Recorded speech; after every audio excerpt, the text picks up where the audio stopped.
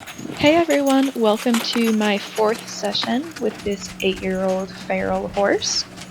Pretty much picking up right where I left off in session 3 with tossing the stick and string over his back, getting him to rest and wait with it, start teaching him to be comfortable again with it. It did take a little bit longer this time to start getting him back at the moment where he was just standing there waiting for it. You can tell he really anticipates still, just with that tossing motion, but once it's on him, he's in more of a relaxed trot and then eventually comes to a halt every time. So my goal here is, again, just to get him comfortable with the movement. Good, you can see a lot of flinching there, but still a better reaction. It's slowly improving, less trotting.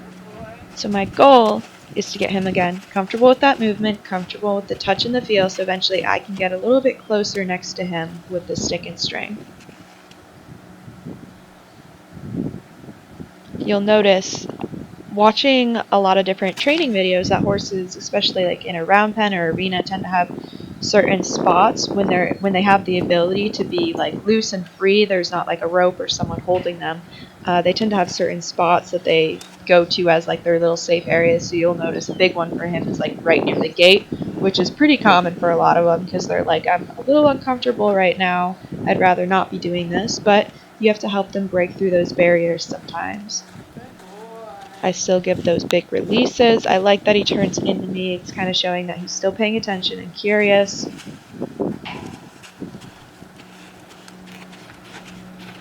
I like how it started at the walk that time. It was a better reaction than just going right into the trot. So now the tricky thing here is I have to keep up pace with him, but I don't want to add more energy, if that makes sense. So like when I start jogging, I don't want him to think that I'm trying to like run after him and push him. So I have to be pretty close to matching his steps and make sure that I slow down as soon as he starts thinking about it without letting my string fall off his back.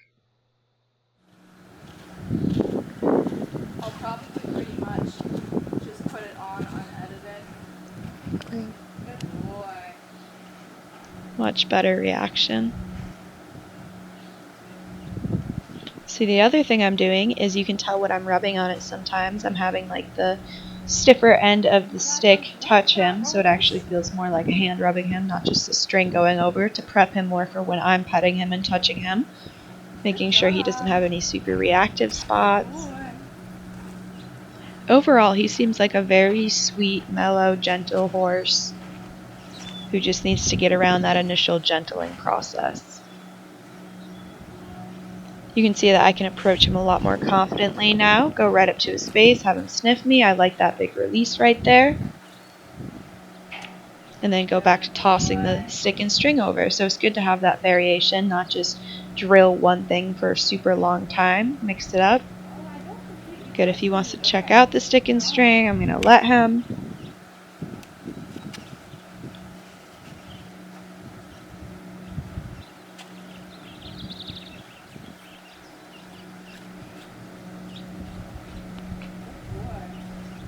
Just a lot of desensitizing over his whole body. And you may remember from session 3 when I was petting under the halter, prepping him for when I put that lead rope on and touched the halter down there. And again, he's doing really good with that today, so that just kind of confirmed that yesterday wasn't a fluke and that he's pretty comfortable with that. He's even more comfortable with me petting his face with the stick today as well, which is good.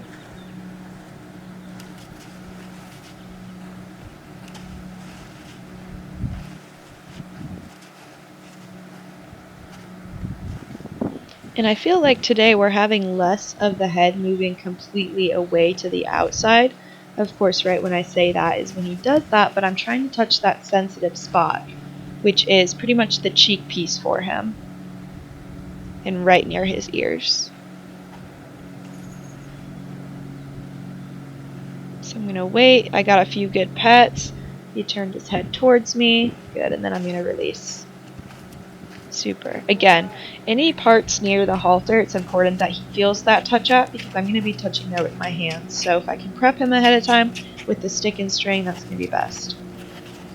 There's a little sensitizing there. That way he's not just totally desensitized to that stick and string. I had to bring my energy up, drive a little bit from behind. So he's in the stage as well as understanding the difference between when I'm sensitizing versus desensitizing. already, just after less than 5 minutes, we have a really good reaction to me tossing that stick and string over.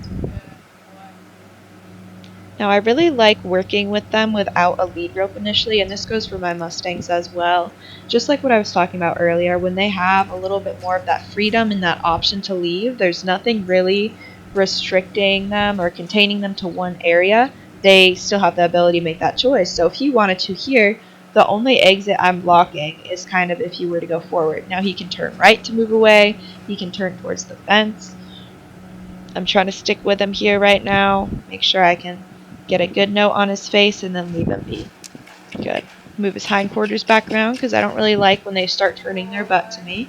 But he does have that option to leave should he choose to get to that point of feeling uncomfortable. I'll try my best though to keep them going the direction that I initially asked them to go.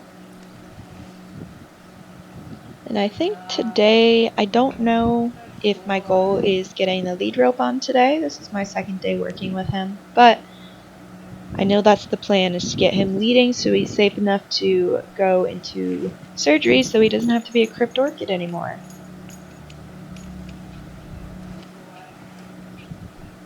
Again, really messing around with his face with the halter. I've had some Mustangs, and he's not a Mustang, but I've had some Mustangs be really sensitive with their noses, and that kind of causes them to strike. So I liked right there how I was able to get the string around it, and then how I was able to kind of touch it with the stick, and we didn't have any big reactions. He backed up a couple steps, he got a little uncomfortable, but he didn't want to strike, he didn't want to bite. Really good. So same thing, gonna stay in that same position. If he decides to leave, that's alright. But I'm not going to release that pressure until he looks at me, stands still, accepts the touch. So we haven't worked on this side all too much yet. If you remember from the last sessions, we were really focusing on the other side, but he decided to change it up here, and when he left, when I was approaching him with the stick, he turned this way. So now we're going to work with it a little bit, work with tossing it over. You can see how just because a horse gets mellow on one side, doesn't mean that new side automatically transfers over.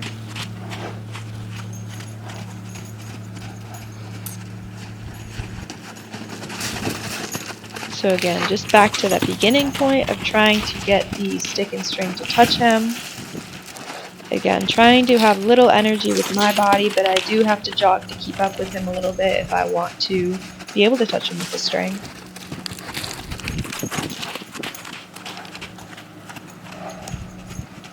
I pretty much just have to stick with him here until we end on a good note. He does get a little frisky a couple times when that stick and string touch him.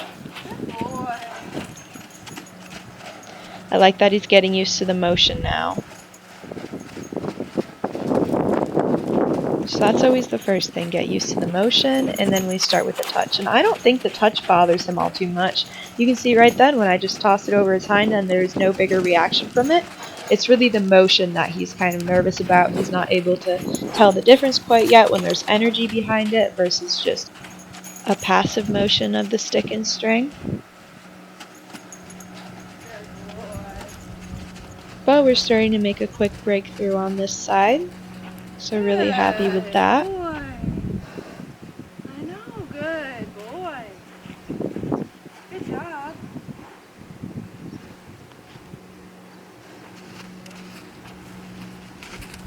Super. Very nice. Good boy. Again, see that reaction to the motion, not so much the touch. Very nice. So it's good that I'm doing a lot of this desensitization from a distance right now. That way, again, if he does need to react or move, gets too uncomfortable, he has space and there's not really a huge risk of him running me over.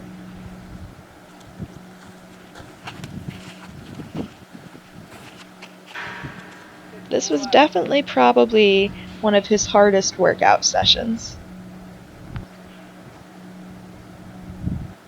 Good, able to get some solid touches on that left side. Good boy. Really happy with that.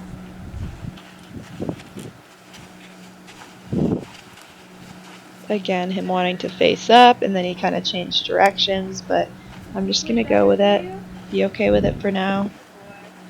I did like where he ended on that left side.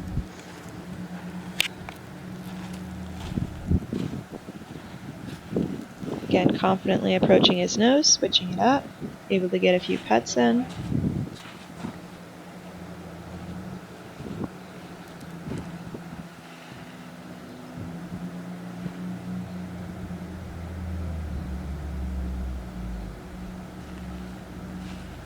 But now when we go to that other side of the face, it gets a little wary.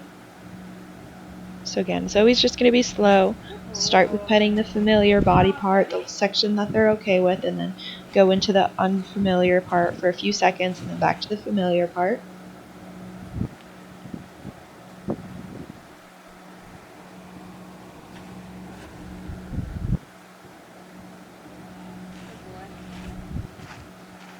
I really like being able to do that slower, more stationary work with them.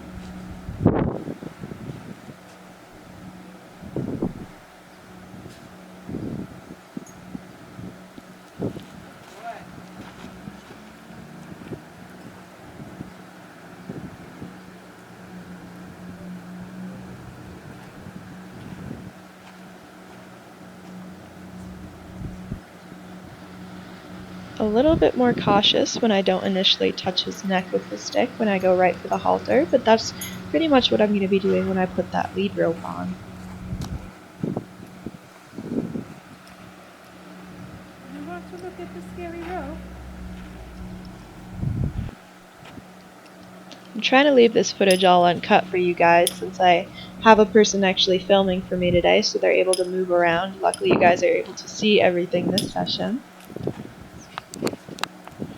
So if you notice, when I work with a horse that doesn't know how to lead, now this is with the exception of foals and newborns and such, because there's a different way to teach them to lead, but when I'm working with something that's wild and a little bit older, I like to have not a rope halter on to start, which I know some people are like, oh, that'll get the point across quicker, they'll be able to feel the pressure points, but I don't know, for some reason I just prefer to have a flat one on because typically at this point they don't know how to halter yet, and that means the halter is going to be left on for a while, and that way I like it to be breakaway or leather, that way in case they do get stuck it does break off. Right now I'm just desensitizing him to the noise of the snap. I don't want him to get caught off guard by it and then spook, so I'm going to do that quite a bit. So I was saying I like to start with some sort of flat halter, and then I like to use a long lead rope the first few times. Ideally, I'd be doing this in a round pen like I'm doing it right now, and the rope would be able to reach the end of the round pen to the very center. This ensures less chance of him getting away, which would mean he would learn to pull away. So I'm trying to be cautious right now. I'm very careful on how I hold my lead rope. I shouldn't say cautious as in like approaching him cautious. I'm just trying to make sure that I've prepped him. He's not going to spook at the clicking of the lead rope. He's not going to spook at my hand touching him. I want this first experience to be really good for him. Also, if you're teaching a horse to lead and you have a long line on, or any line for that matter, make sure that you have it coiled up similar to the way that I do, where it's just laying over flat each direction. That way, if the horse does pull super fast and snatch it away, it's not going to get wrapped around your hand. You're holding the center point of it and it would all be able to come loose. So, doing a little desensitizing with the rope first because he hasn't seen it there before. First, he doesn't really recognize it, but you can see that ears tilted towards it. Now he's kind of paying attention. He's like, what is this new tool we're using?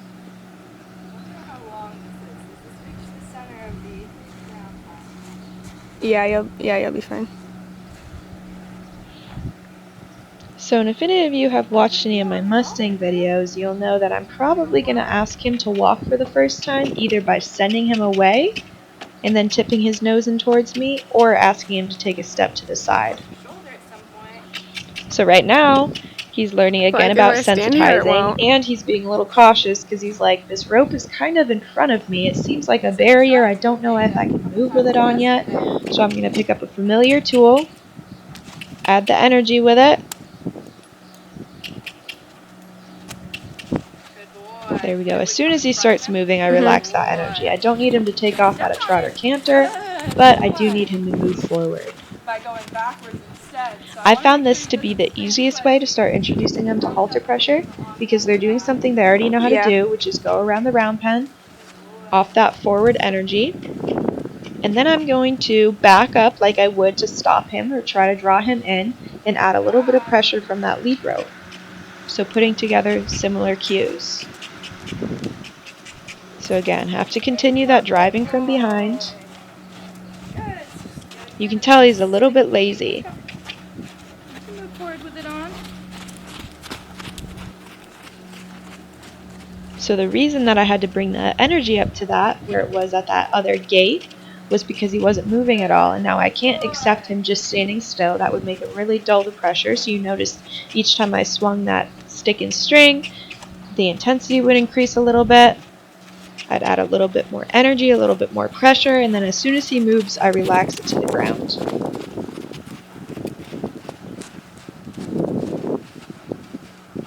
So I'm thinking about adding some pressure to that rope. I added some and he stopped, so I liked that reaction. When you are round penning or lunging them, you're kind of at that little triangle spot, which is where you are kind of at their ribs, sometimes behind driving them, and I'm more in the behind driving position. So when I add pressure to that rope, it would make sense for him to stop rather than lead. So I'm waiting for the resistance to stop and then I'll release. There we go. Very nice.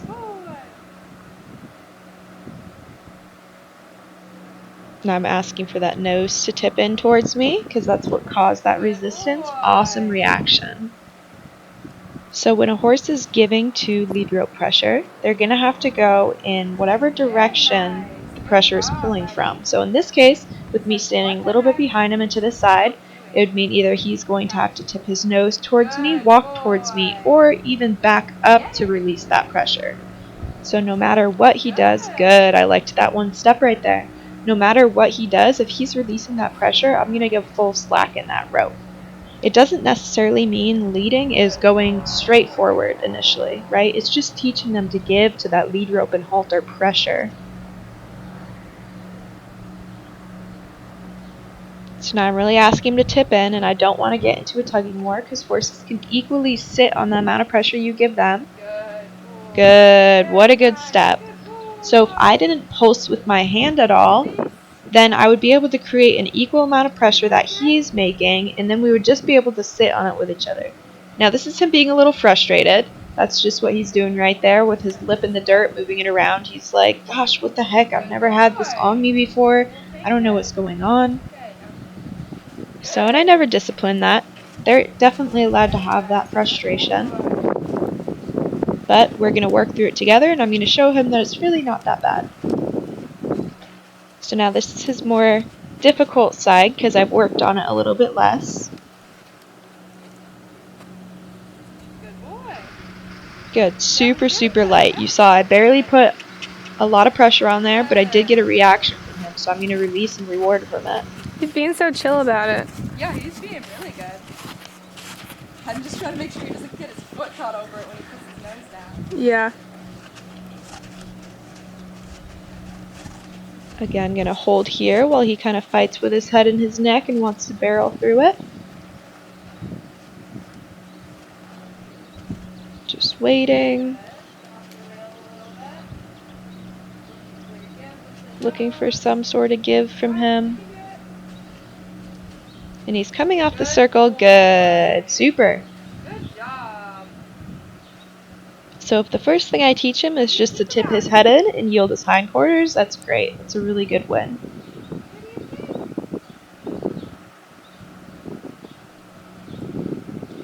He's funny. You can see him kind of looking at the rope, and he was just playing with it a little bit there. He was like, what the heck? I don't want this thing on me. Okay. And then I'm going to be done with it for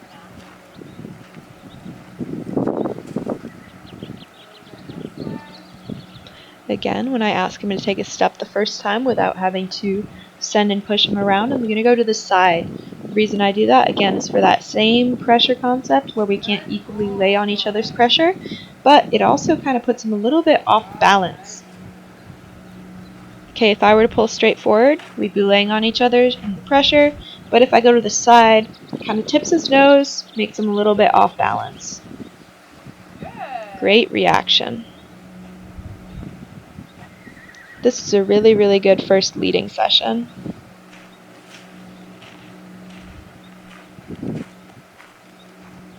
You can tell he's still playing with that rope, trying to figure out how to get it off.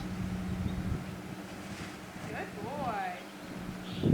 So we've done a good job unlocking the hindquarters, which wasn't really the initial goal. Good boy. But that's what he's wanting to do, so we're accepting it as an answer right now, but I do want to get that front end unlocked. I can't have him backing up to it if I'm not behind him. Good job. Good. Boy. Forward step. Good boy. Okay, let's see how this goes.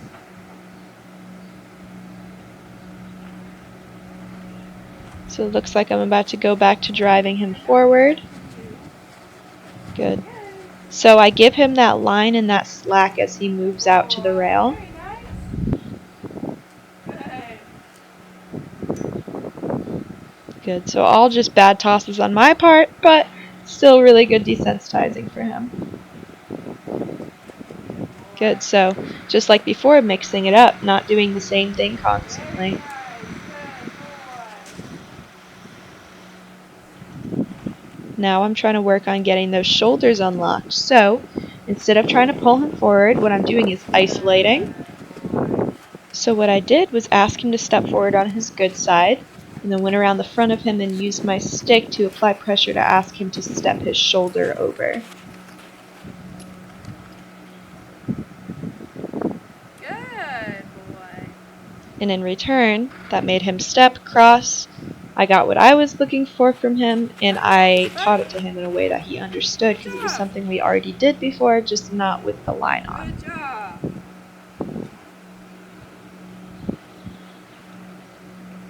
Good boy. Back to rubbing.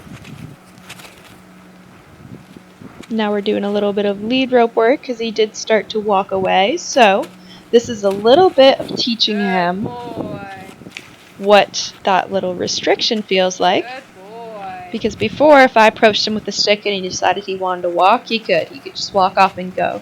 And to me, it's super important that horses have that choice for a little while. They understand that. But then when you do need to teach them, especially for safety reasons, what some restriction is, they kind of get a little bit salty about it and want to have it their way, and I have to teach them, no, this pressure's on you still. You need to stand still. Good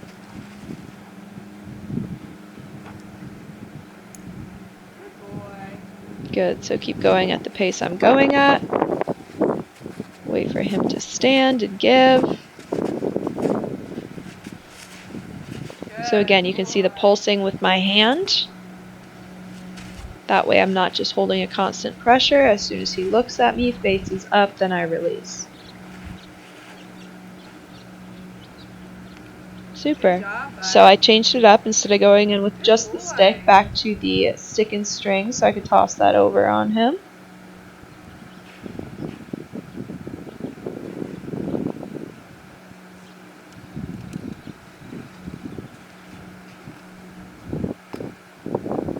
Good. Ended that on a good note. The other really cool thing is we were able to work in the center of the round pen now with that rope on and not using the rail to hug. Back to touching the face and the nose a little bit. Good. I like that he gave to that pressure that close. So I'm going to do a release. I do want to get that rope off though, so then I can put him back into his pen and that session on a really good note. Good job, buddy. Super. Alright guys, and that is the end of our 4th session together. That is the 2nd day working with him. Good.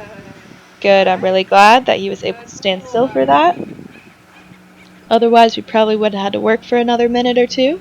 But again, switching things up, making sure he doesn't know that just when that rope comes off, you can't just leave, that there could be more work involved. So I hope you guys enjoyed that first leading session there, and I hope you guys stay tuned for future videos.